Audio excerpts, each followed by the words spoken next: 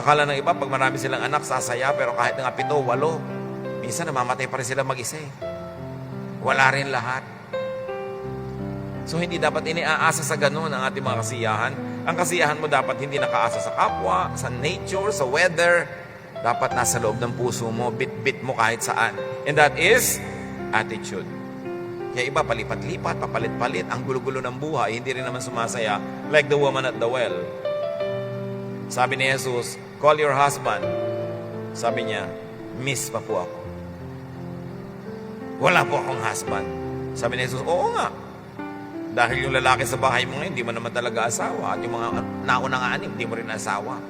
Hindi siya nilait ni Jesus. Ang pinapakita ni Jesus, hindi naman sa paghahanap ng mapapangasawa ka sasaya. Ang dami-dami mo nang naging partner, malungkot ka pa rin eh.